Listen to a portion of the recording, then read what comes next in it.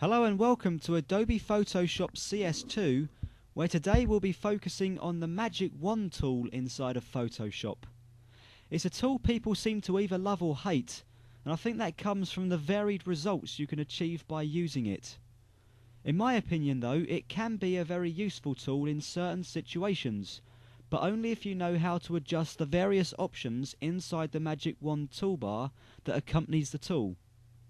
You can see that I already have an image open on the screen that will hopefully allow me to demonstrate what some of these options do and how to apply them to your own images.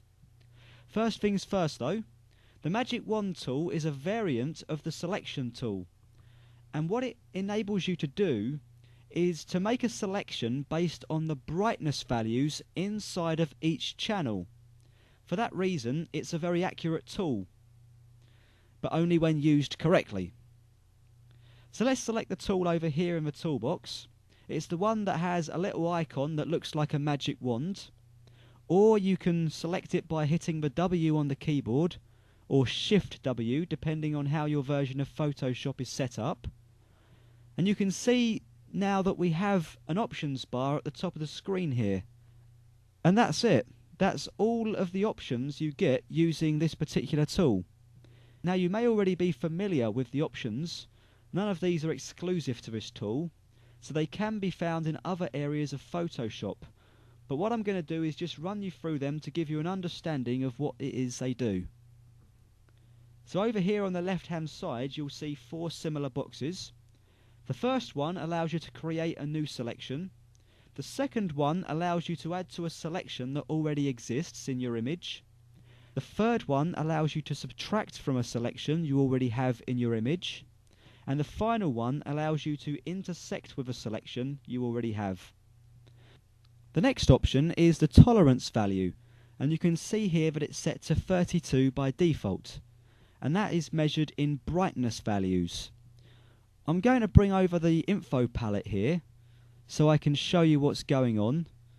Now when you make a selection in the image, what it will do basically is measure the brightness value in each channel of the pixel you've selected.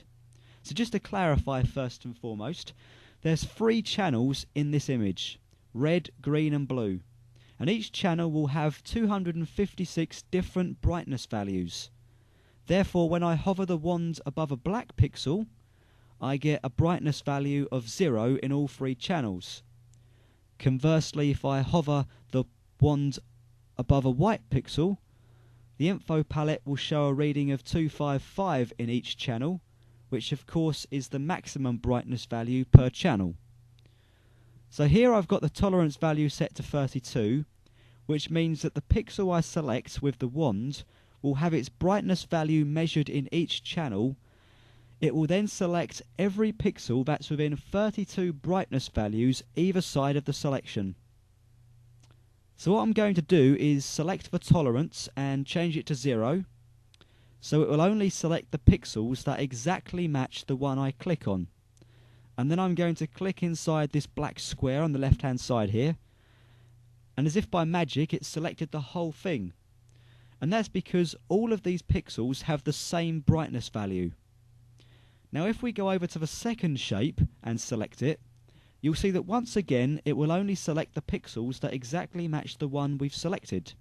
So to say, we have only selected the pixels that are pure black inside this shape. If I select a higher tolerance value, you'll see that the wand will tolerate a wider range of colour, hence selecting more pixels. Now, on the right hand side of that, the anti-aliasing option smooths the edges of the selection, which will leave those ultra sharp edges behind and smooth them out nicely. Now the contiguous option, when selected, only allows pixels neighbouring that of the selection to be included.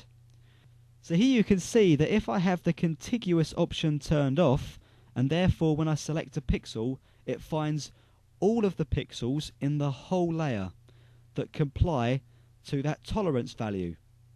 It doesn't select the bottom shape because that's on a different layer.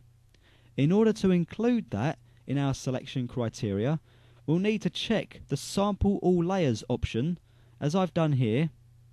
Now when I click on a pixel it will tolerate 32 brightness values up and down of the selected pixel, and it will include all layers within the image. And just a note while I'm on the subject, if we wanted to work with this layer, we will have to make sure that the layer itself is selected inside the layers palette, because you can't work on a layer that isn't active even though you have selected it. And finally, the sample size of the wand can be changed by clicking the eyedropper tool and selecting either point sample, which only takes into consideration the exact pixel you've clicked on, or a 3x3 or 5x5 average. I tend to stick with the point sample when using the magic wand though, as this gives you a lot more accuracy when trying to select specific colours or areas of the image. Well, I hope you found this tutorial helpful. Thanks very much for watching.